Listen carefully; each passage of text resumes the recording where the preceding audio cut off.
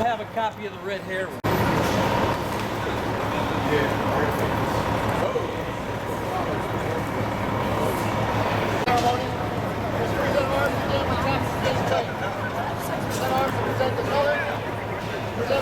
Get a picture. Detail.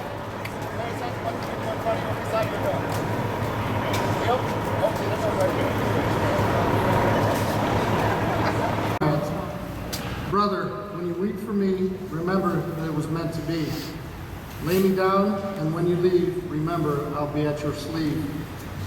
In every dark and choking hall, I'll be there with you as you crawl. In every roof, in driving snow, I'll hold your coat, and you will know. In cellars hot with searing heat, at windows where a gate you meet, in closets where young children hide, you will know I will be at your side. The house from which I now respond is overstaffed with heroes gone. Men who answered that one last bell did their job and did it well. As firemen, we understand that death is a card dealt in our hand, a card we hope we never play, but one we hold there anyway. That card is something we ignore as we crawl across a weakened floor. For we know we are the only prayer for anyone who might be there. So remember as you wipe your tears, the joy I knew throughout the years. As I did the job I love to do, I pray that, though, will see you through. Please rise for the entrance of the Cleveland Firefighters Memorial.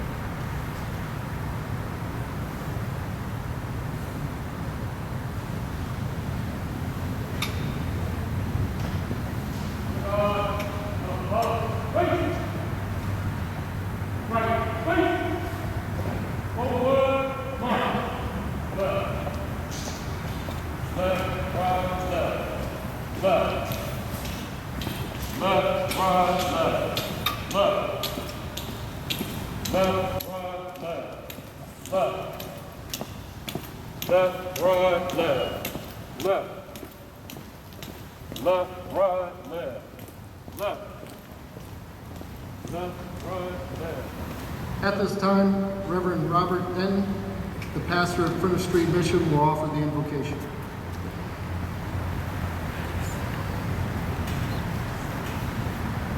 Would you pray with me? Our Father, we pause and make hallowed ground here on this piece of cement where once a year we meet. We hallow it as we bring it forth and read the names of those who came before us, those for whom families were notified that they weren't coming home. And we do this not just to remember who they were, but also who we are. So calm us from the distractions of our minds and open our hearts to the depths of duty. These things we pray in your name. Amen. Detail, hovering, ready. Please be seated. At this time, I'd like to recognize our honored guests and speakers. Dan Horgan, Mayor City of Akron. Tim Ryan, Congressman. Larry Bunner, Chief, Akron Fire Department. Greta Johnson, State of Ohio Representative, 35th District.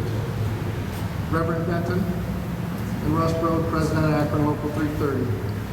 Mayor Horgan, would you like to...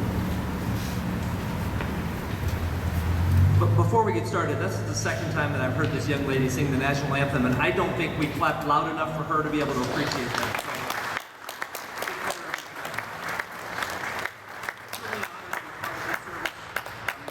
Although we only meet here once a year, your dedication to public service and to public safety and to the protection of the citizens of Akron and beyond is on our primary concern every day. You have my solemn promise that we will do all we can for all of our safety forces to protect you every single day. Thank you for your service to all of us. God bless and stay safe. Thank you. Thank you, Mr. Mayor. Congressman Ryan. Thank you. It's great to be with you, and I appreciate the opportunity to just say thanks to everyone who is here. Sometimes we don't say thanks enough to those people who put their lives on the line for us because we don't really notice until something tragic happens or something significant happens. So we want to say thank you to you. I think I shared with this group before one of my favorite Bible quotes, Isaiah chapter 6, verse 8. Voice of the Lord came down and said, "Whom shall I send? Who will go for me?" And I said, "Send me, Lord. I will go." And to me, that is the theme, the motto, the mission of this fire department and many others across the country. When others are not saying, "Send me," you say, "Send me." And we deeply, deeply appreciate that. And I just want to make one more comment, given today's environment, not just political environment, but I think in general. I think a lot about the word fear. And today we are celebrating and honoring men and women who overcome their fear in such a significant way. Physical fear, mental fear, emotional fear, going into buildings that most of us are running out of. You have given us a great example of how to overcome fear. And you know, we sometimes think we want a world that there isn't fear. That's not a world that's ever going to exist. There's always going to be fear. The question is, are we able as citizens to overcome fear in our own lives, teach our children how to not necessarily think you're not going to have fear, but how to overcome fear. And here in this building and the uniforms you wear and the service that you provide to all of us, you give us a great example in how in our own lives we can overcome fear. And to me, that's a significant step in the right direction for us as a country to get us kind of snapped out of this current mood that we seem to be in. You give us a great example forward, a great light that shines to show us how to behave as we move forward, and again, to teach our kids how to behave. So when we see you, when we see this building, when we see the fire trucks driving down the street, I hope we all can remember That's an example of a human being with great courage overcoming their fear. And that's a great example for us in our country today, in our community today. Thank you so much.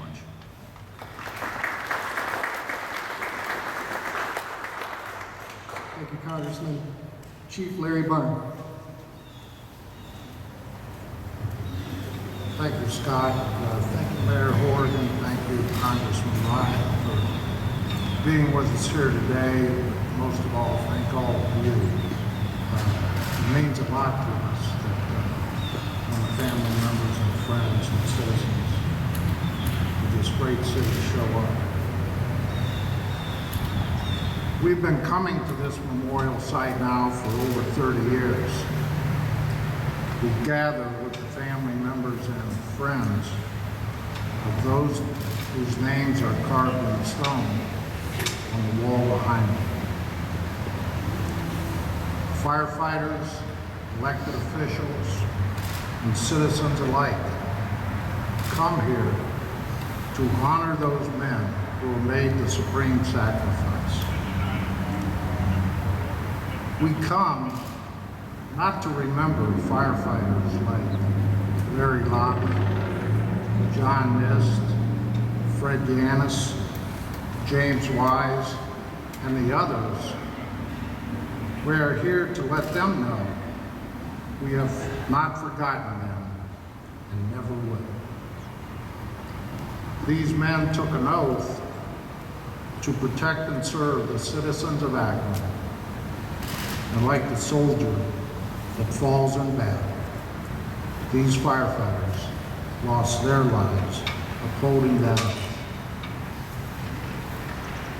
So far this year, 69 firefighters have died in the line of duty across the United States.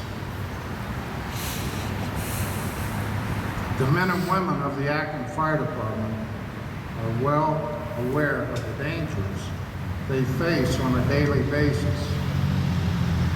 But because of the excellent training and the latest technology and equipment provided to us by our city fathers, there is a sense of security and confidence when they respond to an alarm.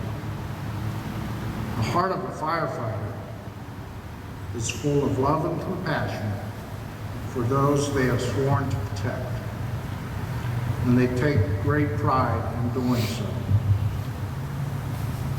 A famous novelist said, "God whispers to our souls, but he speaks to our hearts."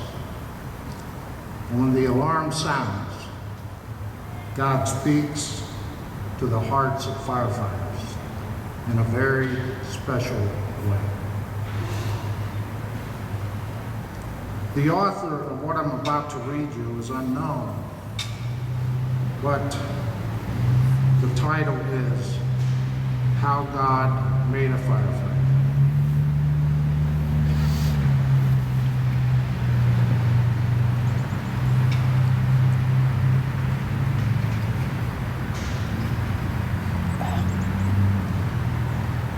When the Lord was creating firefighters, he was in his sixth day when an angel appeared and said, "You're doing a lot of work on this one." The Lord said, "Have you read the specifications on this person? Firefighters have to be able to go for hours fighting fires or tending to a person that the usual everyday person couldn't, while putting in the back of their mind the circumstances. They have to be able to move at a second's notice and not think twice of what they are about to do, no matter what the danger. They have to be in top physical condition at all times, running on half-eaten meals, and they must have 6 pair of hands, said the Lord. The angel shook her head and said, 6 pair of hands? It's not the hands that are causing the problem, said the Lord. It's the two pair of eyes a firefighter has to have. That's on the standard model, asked the angel. The Lord nodded. One that sees through the fire and where their fellow firefighters should fight the fire next, and also to see their fellow firefighters and keep them safe. Another pair of eyes so they can look for the victims caught in the fire that need their help. Lord, said the angel, touching his sleeve, rest and work on this tomorrow. I can't, said the Lord. I already have a model that can carry a 250-pound man down a flight of stairs and to safety from a burning building, and can care for a family of 5 on their paychecks. The angel circled the model of the firefighter very slowly. Can it think? You bet, said the Lord. It can tell you the elements of 100 fires and can recite procedures in their sleep that are needed to care for a person until they reach a hospital. And all the while, they have to keep their wits about them. This firefighter also has phenomenal personal control. They can deal with a scene full of pain and hurt, coaxing a child's mother into letting go of the child and able to give them the care they need. And if you try to thank them, they will just tell you they were just doing their job. Finally, the angel bent over and ran her finger across the cheek of the firefighter. Said, Lord, it's a tear. What's the tear for? Asked the angel. It's a tear from bottled up emotions for fallen comrades. A tear for that piece of cloth called the American flag. And it's a tear for all the pain and suffering that they have encountered. And it's a tear for their commitment to caring for and saving the lives of their fellow man. What a wonderful feature, Lord. You're a genius, said the angel.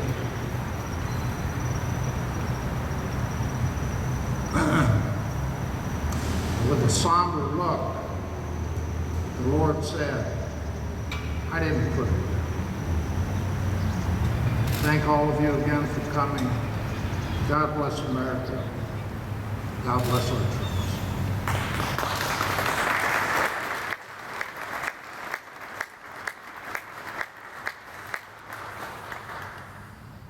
Thank you, Chief. 35th District Representative Greta Johnson. Good morning.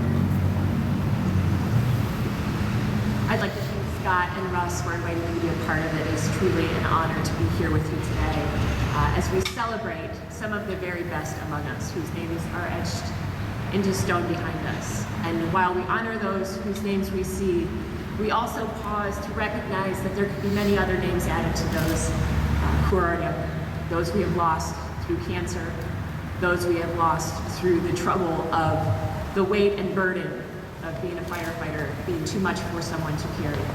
And so I think it is important to not only honor those we see on the wall, but those we know who could be there with them. We also come here today to pay respect and honor those families who carry both the legacy and the heavy burden of the lives that were lived and lost, because we also understand that we are not here today to talk about the way they died, but rather the way they lived.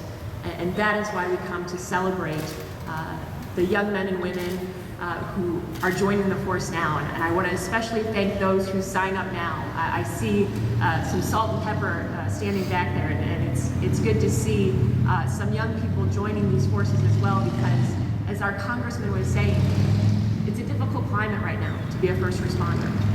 And we don't say thank you enough, and so thank you. Thank you for not only running into burning buildings, but thank you for responding to overdose after overdose. Thank you for responding to an elderly woman's fall, an elderly man's heart attack. Thank you for saving lives every single day.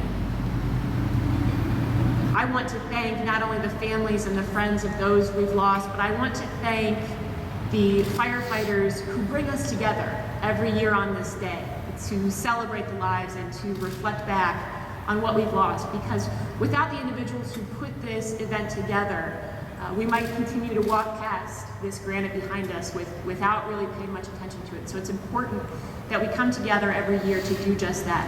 And that's why I am very proud to be presenting to the Akron Fire Department on behalf of the members of the House of Representatives of the 131st General Assembly.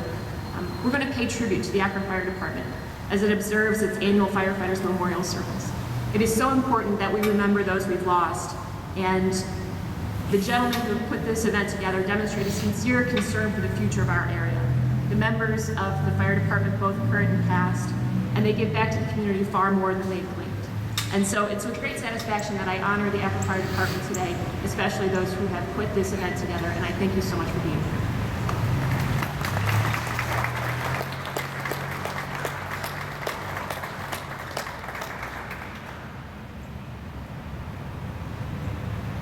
Thank you very much.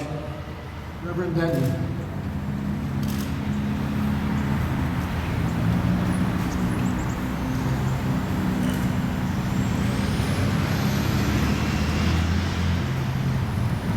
On the entrance to the cemetery where my grandfather was buried, I kind of walked through there and stopped and read a plaque some years ago.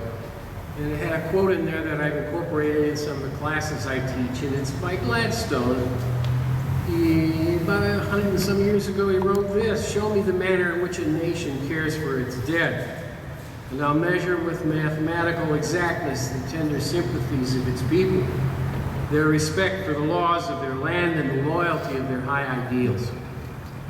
Hand in that is an article, really a chapter by Frederick Buechner. It's called A Room Called Remember. He wrote, "For sifting through the things we have done and the things we have left undone, we look for clues as to who we are, for better or worse. But there's a deeper need," he wrote, "and that is a need not all the time, surely, but from time to time to enter that room within us where the past is ripe for looking back over the day, the week, and where it lives on as a part of the present, where the dead are alive again, where we are most alive to ourselves, where our journeys have brought us. The name of the room is Remember."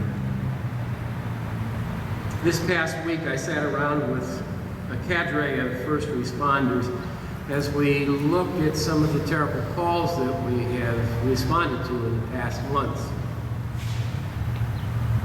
And our conversations turned to not only those calls, but we began to go around the room, 24 of us, and talk about the worst calls we've ever had. They go back 10, 20, 30 years. We drive by the houses and we see the porches and we remember the corridors and the ERs where we had to tell people that their loved ones weren't coming back home. So I remind you this morning that we're here because one of our former firefighters stood on some porch, was in some ER, and told the loved ones of every single name you're subsequently going to hear that they were coming home.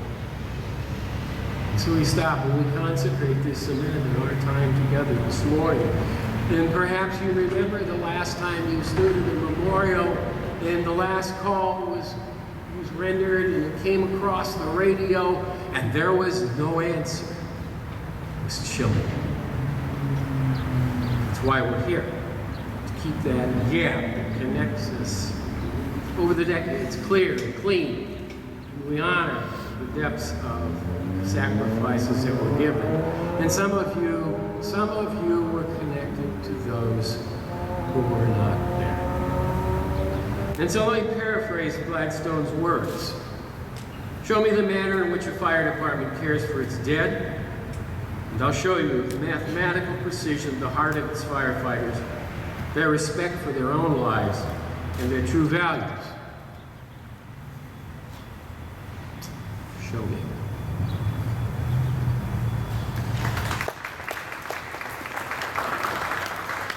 Thank you, Reverend Dan.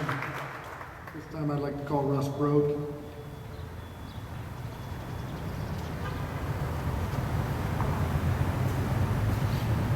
Good morning. I'd like to thank everyone for being here. It's a great turnout today. We're here to help us honor and remember those Akron firefighters, our brothers, who made the ultimate sacrifice while protecting the citizens of the city of Akron. I'd like to personally thank the families and friends of our fallen who are here today.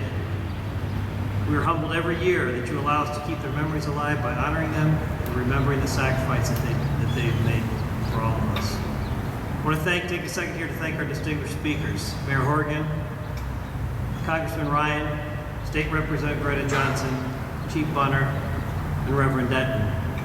And I also want to just take 1 second to let everybody know that Congressman Ryan was not going to be available to be here today. He had other plans, the schedule didn't allow it. And I received an email and a phone call just this morning that his plans had changed and he would be happy to be here. So I want to thank you for making that time at the last second to be here with us. So thank you very much. I also want to recognize, you'll let me take a minute, some other people in the audience with up here on the stage with us. Mr. Mike Norman, who's our OEPFF 2nd District Vice President out of Cleveland Flyer Local 93, is here to help us honor. Thank you very much, Mike. Our staff of the Akron Area's Retiree and Widows Association, John Lassiter, President, Bill Barricato, their treasurer. I know Pete Marinos, the secretary, is also here. Members of the Mayor's Cabinet. We have several deputy mayors here, Charles Brown, Randy Briggs, John Valley's here, former Deputy Mayor Jim Sturzo, and then members of council. We have Council President, Ward 8 Councilwoman Marilyn Keith, Council at Large Jeff Fusco, Ward 6 Councilman Bob Hoke, and I hope I didn't miss anybody there. Thank you very much for being here. We have a lot of labor leaders in the crowd here too, and it means a lot to us to be here. It means a lot to the men and women standing in the back that you guys care enough to be here to honor our fallen. Also, I see Police Chief Jim Nice is here also. Thank you for being here. Sacrifice. The dictionary defines the word sacrifice as the act of giving up something in order to get or do something else or to help someone. It seems like a pretty simple definition to describe such a very impactful word. Just over 1 month ago, we observed the 15th anniversary of 9/11, the worst terror attack on American soil since World War II. On that September day, 343 FDNY firefighters, 37 New York, New Jersey Port Authority police officers, and 23 NYPD police officers made the ultimate sacrifice while helping thousands of others to live. In the 15 years since, many more of those rescuers and aid workers at Ground Zero have sacrificed their health, with many losing their battle from illnesses directly related to that fateful day. The sacrifice that those heroes made is just as real. We should make sure that those people are also never forgotten. On September 24th, we're making plans for this memorial. I was trying to put together what to say. And on that day, 2 Wilmington, Delaware firefighters, Lieutenant Christopher Leach and firefighter Jerry Fix, made the ultimate sacrifice while searching for victims in a house fire in their community. 3 days later, September 27th, Battalion Chief Michael Fahey of the FDNY lost his life in a house explosion caused by an illegal drug operation. These were just 3 of the 69 firefighters that have died in the line of duty in the United States in 2016.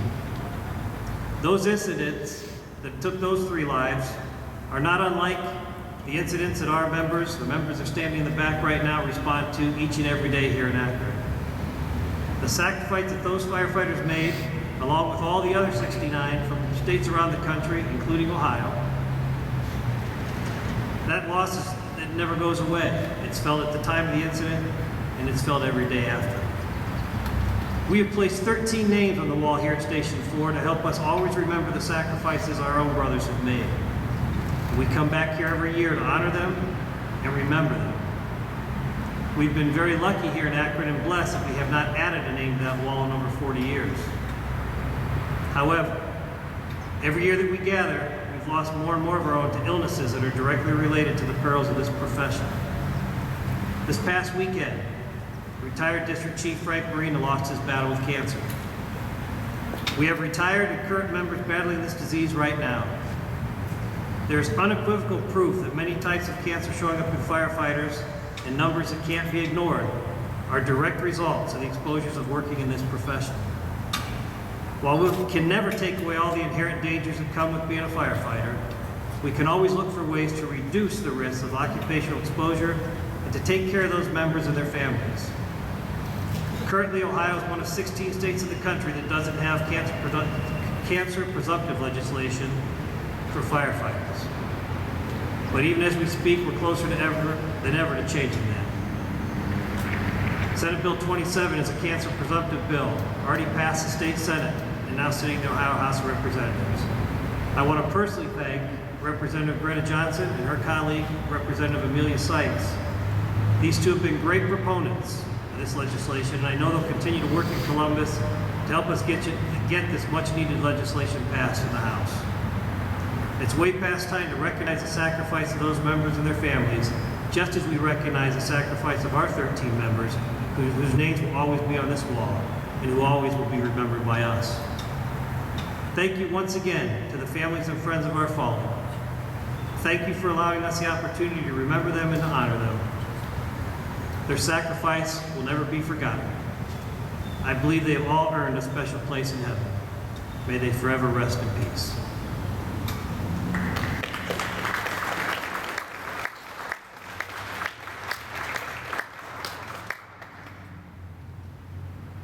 At this time, I'd like to introduce retirees President John Lassiter.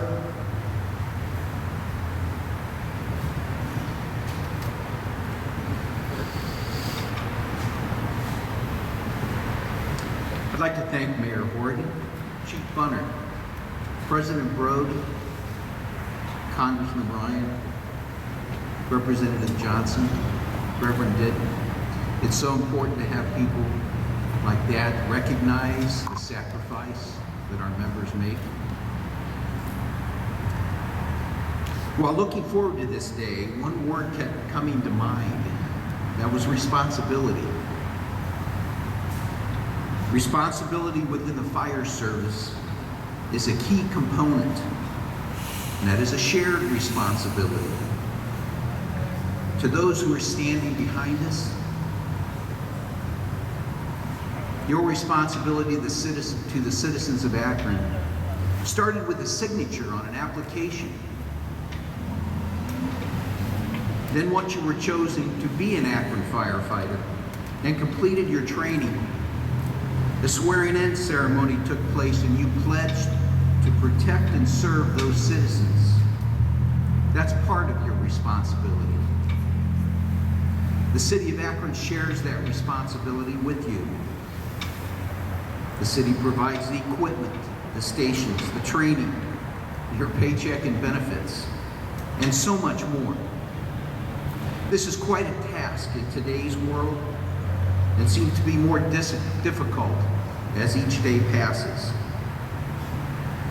But we as individuals have responsibilities also to support our firefighters and city officials, to keep ourselves up to date on fire safety, and most of all, to remember the history of our highly respected department. At the top of that list is to honor and remember those who are on the wall at our side.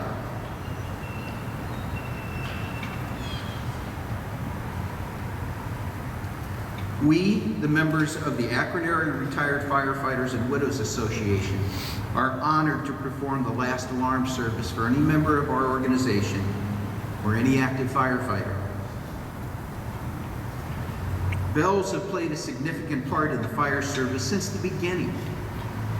Before we had sirens and radios, the town hall and church bells were used to call volunteers to duty. All fire trucks used bells to clear the way to an emergency, and they were also used in a fire scene to evacuate a building in danger of collapse.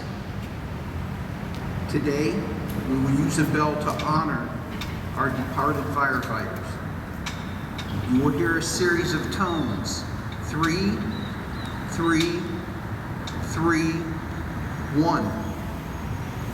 This code in the past was sent by a telegraph key to dispatch, indicating that a fire company was in quarters but out of service to clean up and reload their apparatus after a fire. Today, we will use the bell to signal that our fellow firefighters have responded to their last alarm. In the rising of the sun and in its going down, we remember them. In the blowing of the wind and in the chill of winter, we remember them. In the opening of buds and in the rebirth of spring, we remember them. In the blueness of sky and in the warmth of summer, we remember them.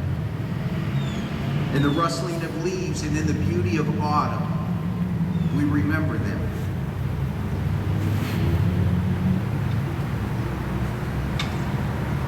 When we are weary and in need of strength, we remember them. When we are lost and sick at heart, we remember them. When we have joys we yearn to share, we remember them. So long as we live, they too shall live, for they are now a part of us as we remember them. Memory is the priceless heritage of the ages. It is the echoing voice of happy days, experiences, and emotions, fond recollections, beautiful traditions, friendships, and the comradeships of those whose hearts are true. Today we are standing in the memory of our brave departed brothers who will never return from their last alarm. Tradition tells us they are dead. Reason tells us they will be with us all the days of our lives, and faith tells us someday we will meet again. In the midst of their earthly activities, the Pale Rider came and signaled them to the realms of eternity. Obedient to their duty, they laid down their tasks, and with a fearless smile on their lips, they responded to the decree from the God of eternal love beyond azure skies.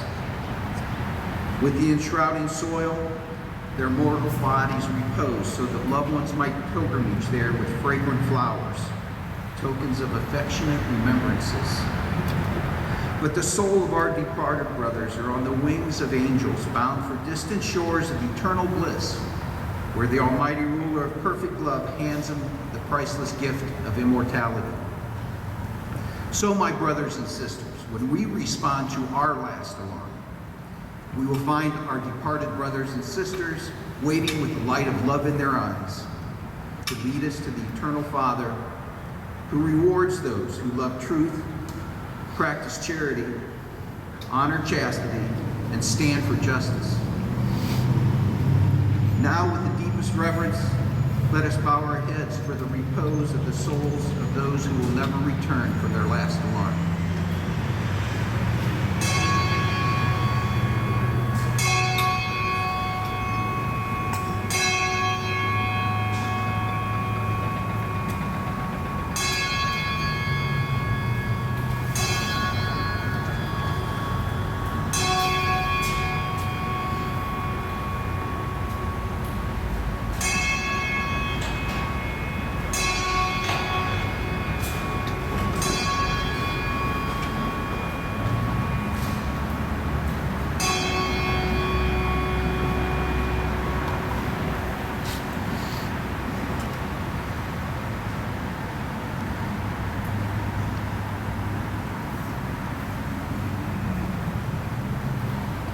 At this time, we'd like to call forward the President of the Ladies Auxiliary, Stacy Martin, for roll call and wreath presentation.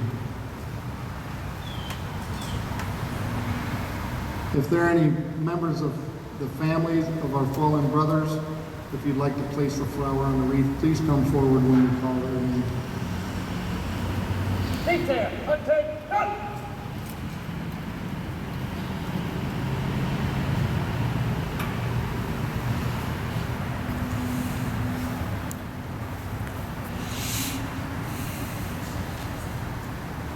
David Miller. died September 26, 1849, killed in the line of duty while engaged in firefighting activities.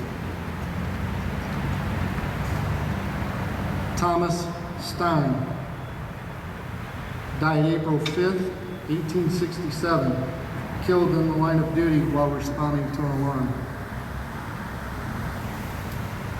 Charles Platt, died October 18th, 1912, died by electrocution when a fire alarm line he was hanging came in contact with a high-tension line.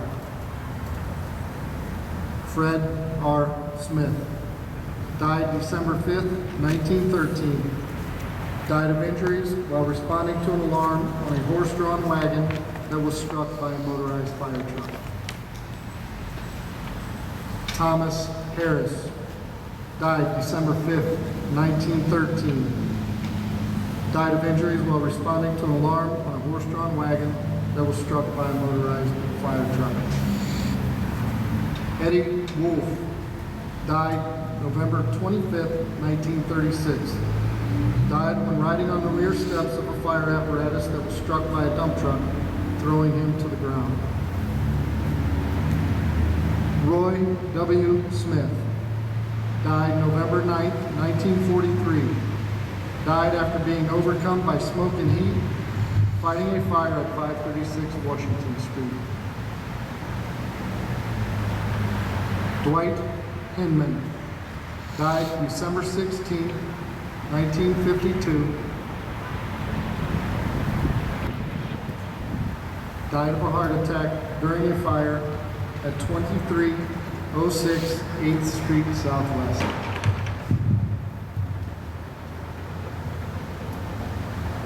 Ross E. Varner,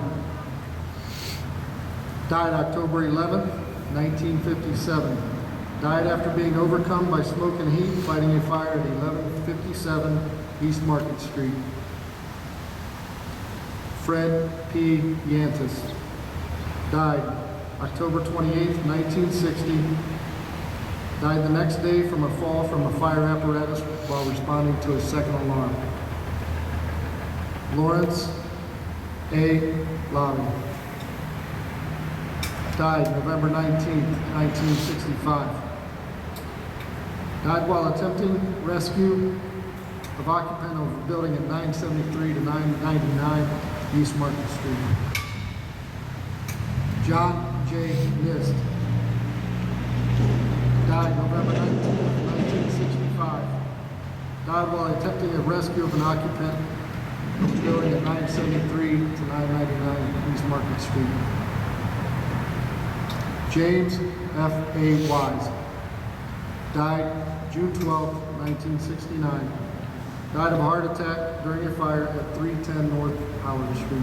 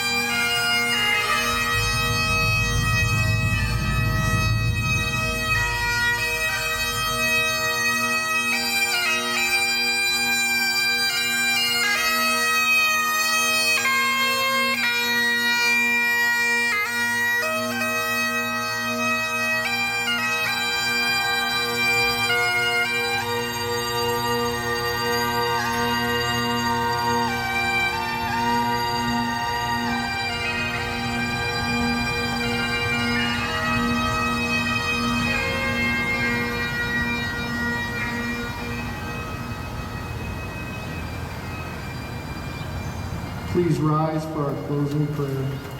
This time I Day into our homes. In your name we pray, amen.